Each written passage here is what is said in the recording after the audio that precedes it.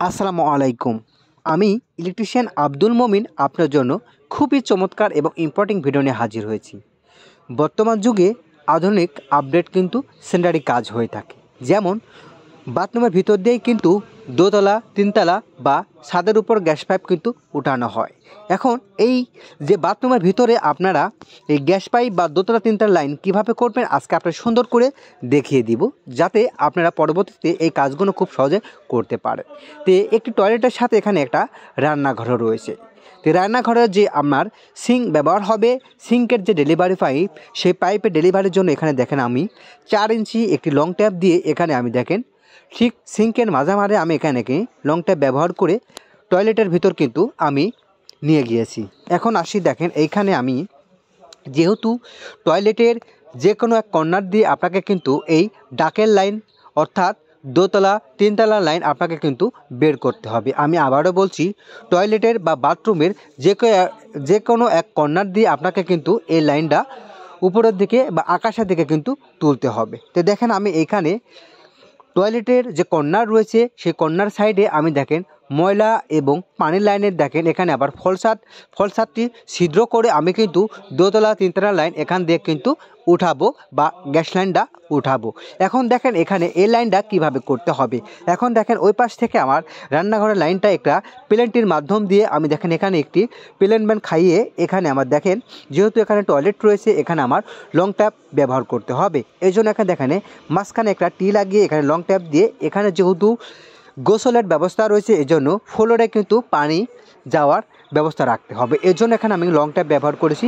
Long tap থেকে আমি এখানে টি দিয়ে আমি কিন্তু পানির যে ডেলিভারি লাইন অর্থাৎ যেদিকে পানি বের হয়ে যাবে তার লাইনটা কিন্তু সহজে কিন্তু বের করে দিয়েছি। এখন দেখেন আমি যে লাইনটা ভিতর দিয়ে আমার বাইরের দিকে চলে যাবে। এখন দেখেন এখানে 4/6 একটি 8 সকেট ব্যবহার করে অর্থাৎ 4 ইঞ্চি থেকে 6 ইঞ্চি পাইপ দিয়ে আমি কিন্তু আউটপুট লাইন বের করেছি, অর্থাৎ এই পাইপটা কিন্তু পানির পাইপ।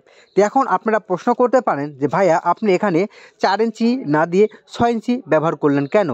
এখন আমি আপনাদের বলি, যেহেতু এটা রুমের ফ্লোর দিয়ে, এই রুমের ফ্লোর দিয়ে আপনাকে যেহেতু আমার এই ফাউন্ডেশন বা রুমটা হলো বাড়িটা হলো 4 তলা, এটা হলো আপনার হলো এখানে ডেডেন রয়েছে, এই ডেডেনে কিন্তু আমার এই পানির লাইনটা আপনার হলো গিয়ে পড়বে। এজন্য আমি দেখেন এখানে ফ্লোর দিয়ে যেহেতু কাজ এজন্য আমি 6 ইঞ্চি পাইপটা ব্যবহার করেছি। আর এইটাকে দেখেন আমার যেহেতু উপরে দোতলা তিনতলা লাইনটা এগুলো আমরা কিন্তু 4 ইঞ্চি পাইপটাই ব্যবহার করব। এখানে কিন্তু আমার 6 ইঞ্চি ব্যবহার করার প্রয়োজন হবে না। এখন দেখেন এখানে 4/6 একটি ব্যান্ড লাগিয়ে আমি কিন্তু 6 ইঞ্চিতে কিন্তু আমি ফ্লোর দিয়ে টাঙ্কিতে অর্থাৎ মলের টাঙ্কিতে কিন্তু ব্যবহার করেছি। এখন দেখেন এখানে আমার একটি কিন্তু লো কমোড অর্থাৎ প্যানের এখানে ব্যবস্থা করতে হবে। এজন্য দেখেন এখানে আমি কিন্তু সরাসরি আমার দেখেন এখানে কিন্তু আমি সরাসরি টি দিয়ে কিন্তু আমি এখানে লং ট্যাপে সংযোগ দিতে পারতাম, কিন্তু এখানে এভাবে দেওয়া যাবে না। কারণ এখানে যদি দিই দোতলার যদি এখানে যদি ময়লা অর্থাৎ দোতলার লাইনটা অর্থাৎ ময়লা যদি এখানে পড়ে সরাসরি কিন্তু এই নিচে করা হাই কমোড বা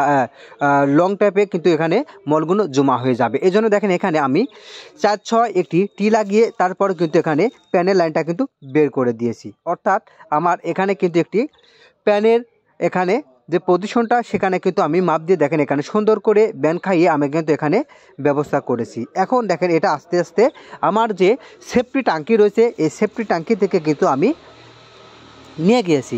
এখন অবশ্যই কিন্তু আমার এই টয়লেট থেকে সেফটি ট্যাঙ্কির থেকে আমরা কিন্তু আস্তে আস্তে ধীরে ধীরে এটা কিন্তু ডাউন হতে হবে। এজন্য আপনাকে স্পিড যে লেভেল রয়েছে এই লেভেল দিয়ে আপনাকে কিন্তু এই পাইপের লেভেলটা কিন্তু আপনাকে সঠিকভাবে নির্বাচন করে নিতে হবে। দেখেন আমি স্পিড লেভেল দিয়ে আমার কিন্তু লেভেলটা ঠিক রয়েছে কিনা আমি এখন যাচাই করে নেব।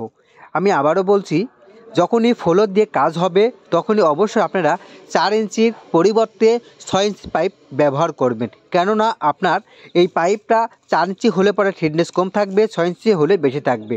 অনেক সময় দেখা যায় অনেক ভাইরা কমেন্ট করে বা অনেক আপারা কমেন্ট করে, অনেক লোকরা কিন্তু আপনার হলো বাথরুম বা প্যানের ভিতর স্যানিটারি ন্যাপকিন দিয়ে কিন্তু পাইপগুলো জাম হয়ে যায়। এর জন্য আপনারা যদি 6 ইঞ্চি পাইপ ব্যবহার করেন তাহলে কিন্তু এই সুযোগ থাকবে না। তো এটা আমার হলো সেফটি ট্যাঙ্কি। এখন এই সেফটি ট্যাঙ্কির এখানে কিন্তু আমার এই পাইপটা এখানে আমার কিন্তু সংযোগ করতে হবে।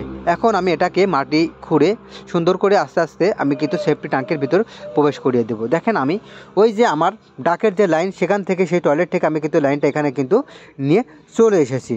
এখন দেখেন এখানে আমার প্রথম বাথরুমটা, এখন এটা আমি দোতলার লাইন দেখেন আমি সুন্দর করে কিন্তু বের করে দিয়েছি। এখন তার আগে মাটি চাপা দেওয়ার আগে আপনাকে অবশ্যই আমি যে স্পিড লেভেল দিয়ে আমার লেভেলটা যাচাই করে নিলাম, এটাকে আবার পানি দিয়ে আমাকে 100% আমাকে আবার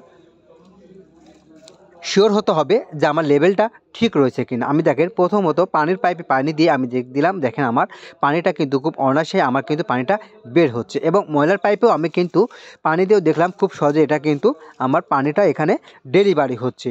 এবং শুধু তাই নয়, আপনার স্পিড লেভেল দিয়ে আপনাকে কিন্তু দেখে নিতে হবে আপনার লেভেলটা ঠিক রয়েছে কিনা। দেখেন আমি খুব সুন্দরভাবে 6 ইঞ্চি থেকে কনভার্ট করে 4 ইঞ্চি পাইপে কিন্তু কাজ করেছি। আর এটা হলো পানির পাইপ। আমি দেখেন এখানে কিন্তু কোনো পাইপের ভিতর কিন্তু পানি জমা নাই, অর্থাৎ এটা হলো গোসলের পানির পাইপ। দেখেন এখানে কিন্তু কোনো পানি কোনো জায়গায় লেভেলের পরিবর্তে কিন্তু মাঝখানে কিন্তু ডাউন হয়ে যে পানি জমা হয়ে থাকবে এরকম কিন্তু হয়নি। অর্থাৎ এই কাজগুলো যখনই করবেন, অর্থাৎ ফ্লোরের মাঝখান দিয়ে যখনই কাজ করবেন, লেভেলটা যেন 100% সঠিক হয় সেদিকে খেয়াল করতে হবে। এখন দেখেন আমি দোতলা, তিনতলা অথবা গ্যাস পাইপ আমি দেখেন খুব সুন্দরভাবে আমি কিন্তু দুটা, একটা ময়লা এবং এটা পানির উপর দিকে কিন্তু আমি তুলে ফেলছি। এখন দেখেন আমি সুন্দর করে এখানে দেখেন আমি যে কর্নার দিয়ে দুইটা প্লেন ব্যান্ড দিয়ে উপর দিকে যে আমি তুলেছিলাম, তার সাথে আমি সুন্দর করে পাইপ দিয়ে কিন্তু দোতলা তিনতলা লাইন কিন্তু বের করে দিলাম। এখন আমার এই বাথরুমে আমি এখন প্যান বসাবো।